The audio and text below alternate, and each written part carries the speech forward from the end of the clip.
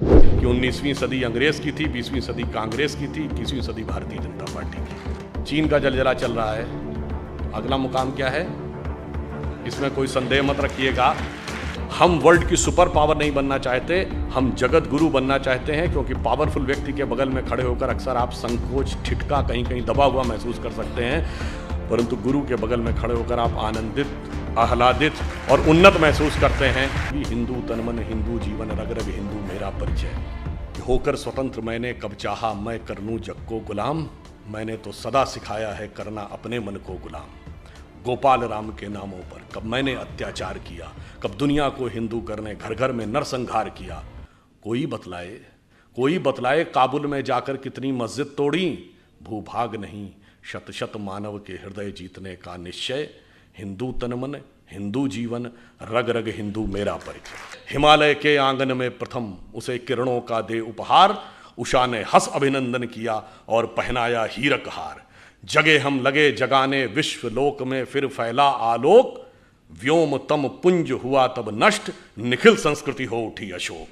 मैं बिल्कुल ईमानदारी से कहता हूं, नेहरू जी प्रधानमंत्री बने, उन्होंने कई अच्छे कार्य भी किए। IITs बनी, एम्स बना, राउरकेला बोकारो के स्टील प्लांट्स बने, भाखड़ा नंगल डैम बना, मगर कुछ ऐसे काम भी किए।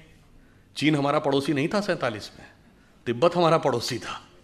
तिब्बत चीन का है कोई मानने को तैयार नहीं था, मगर बांडुंग कॉन्फ्रेंस में जाके आपने मनवा दिया और उसके बाद तिब्बत ही नहीं, वो तो एक्साई चीन तक आ गया। तो जो गलती है वह भी मानना होगा। आपको पता है नॉर्थ वेस्ट फ्रंटियर प्रोविंस, जो आजकल खैबर पख्तूनवा है, फाटा का इलाका, वहां मुस्लिम लीग नहीं जीती थी, वहां कांग्रेस जीती थी। खान अब्दुल गफ्फार खान मिलना ही नहीं चाहते थे पाकिस्तान से, और उस समय यह स्टैंड लिया गया कि कोई लैंड रूट नहीं तो हम कैसे जुड़ जाएं। ईस्ट और वेस्ट पाकिस्तान 2000 किलोमीटर दूर होकर एक देश हो सकते थे, हम वो नॉर्थ वेस्ट फ्रंटियर प्रोविंस हमारा हिस्सा नहीं हो सकता था। और जब हमने मना कर दिया तो खान अब्दुल गफ्फार खान का यह स्टेटमेंट है कि आपने हमको भेड़ियों के हाथों में छोड़ दिया है। पता है आपको, बलूचिस्तान यह पाकिस्तान का हिस्सा नहीं था। खान ऑफ कलात कभी नहीं मिलना चाहते थे। आप में से बहुत से लोगों को नहीं पता होगा कि ओमान 47 में बॉम्बे प्रेसिडेंसी से कंट्रोल होता था। ओमान हमने कितना छोड़ा है, कितना गंवाया है, सब कुछ गंवाते चले गए। एक बात विचार करिए, हम 2022 में बैठे हैं, जरा 1918 या 19 का 105 साल पहले का भारत छोड़ देखिए। सिर्फ पाकिस्तान बांग्लादेश ही नहीं, अफगानिस्तान बर्मा भी हमारे हिस्सा था। हमने बताया ना, ओमान तक उससे कंट्रोल होता था।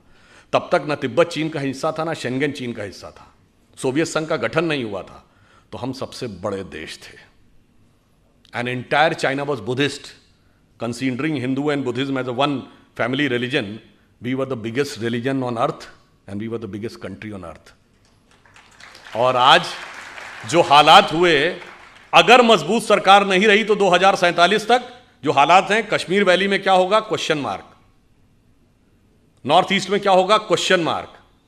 केरल और पश्चिमी उत्तर प्रदेश के कुछ इलाके और बंगाल के, बांग्लादेश से जुड़े इलाकों में क्या होगा, क्वेश्चन मार्क।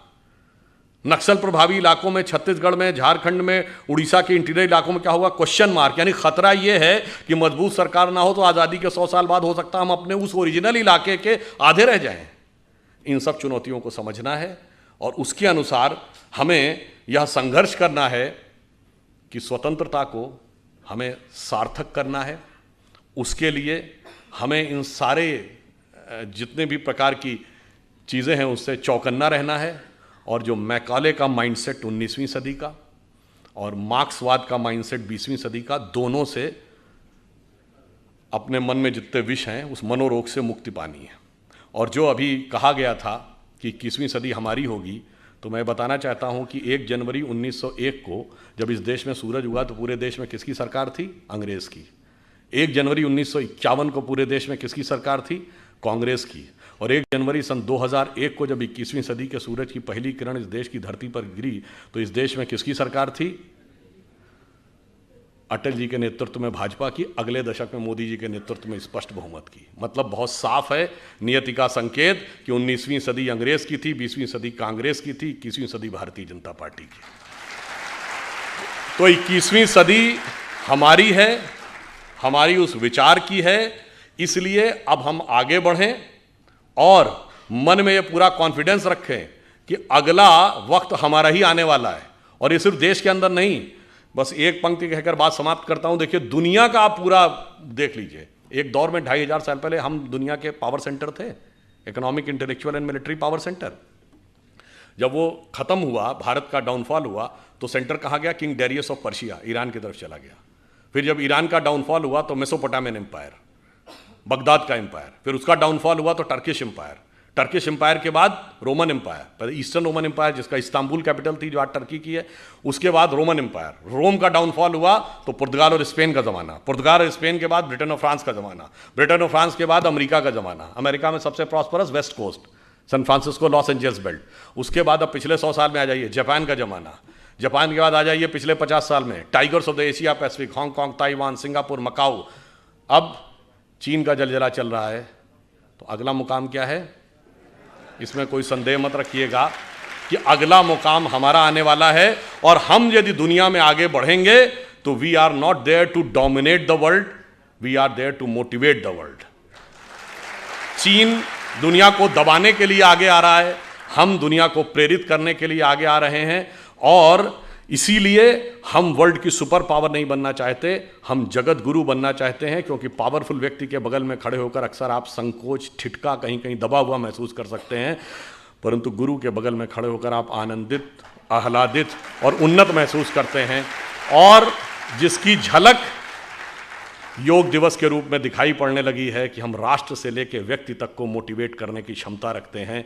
और फाइनली एक बात और कह दूं, ये प्रेरणा हमें कहाँ से मिलती है? आज आप देखिए, चाइना ताइवान के ऊपर डोमिनेट करना चाह रहा है, तो रशिया यूक्रेन के ऊपर डोमिनेट करना चाह रहा है, तो पूरी दुनिया की जियोपॉलिटिक्स इस पे चल रही है। एनेक्सेशन, सब्जुगेशन एंड डोमिनेशन, यानी या तो कंट्री को मिला लो, पिछले 100 सालों में हुआ ना, या फिर सब्जुगेट कर लो, उसको किसी ट्रीटी का हिस्सा बना लो, यानी इनडायरेक्टली अपना शासन कर लो, या डोमिनेट कर लो, एक कॉन्ट्रैक्ट कर लो ताकि वो सरकार वहीं रहे मगर वो आपका कंट्रोल रहे।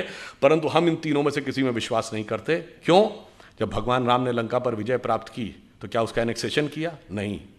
वहां कोई अपना डिप्टी या वाइसराय अपॉइंट किया, यानी सब्जुगेशन किया? नहीं। वहां से कोई कॉन्ट्रैक्ट साइन कराया, यानी डोमिनेशन किया? नहीं।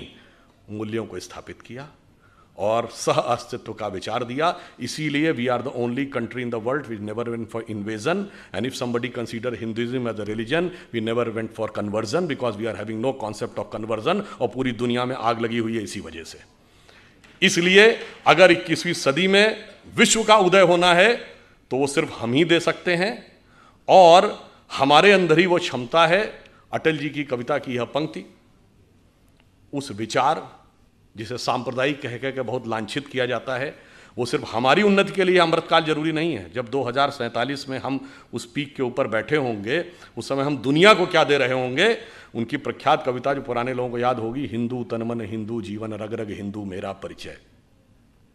तो उन्होंने कहा था कि होकर स्वतंत्र मैंने कब चाहा मैं कर लूं जग को गुलाम, मैंने तो सदा सिखाया है करना अपने मन को गुलाम। गोपाल राम के नामों पर कब मैंने अत्याचार किया, कब दुनिया को हिंदू करने घर घर में नरसंहार किया। कोई बतलाए काबुल में जाकर कितनी मस्जिद तोड़ी, भूभाग नहीं शत शत मानव के हृदय जीतने का निश्चय। हिंदू तन मन हिंदू जीवन, रग रग हिंदू मेरा परिचय। और फाइनली एक कॉन्सेप्ट अपने दिमाग से पूरी तरह निकालना पड़ेगा। ये जो हमसे कहा गया ना, हम वो देश थे जो आके सेटल होते गए तो लोग बसते चले गए। सरजमीने हिंद पर अक़वाम आलम के फिराक, काफिले बसते गए हिंदोस्तां बनता गया। ये हम सराय नहीं थे कि आके सेटल होते गए, हम वो थे जहाँ ज्ञान का पहला उदय हुआ और पूरे विश्व को हमने संदेश दिया। इसलिए हमारा राष्ट्रवाद क्या है? हिमालय के आंगन में प्रथम उसे किरणों का दे उपहार, उषा ने हंस अभिनंदन किया और पहनाया हीरक हार।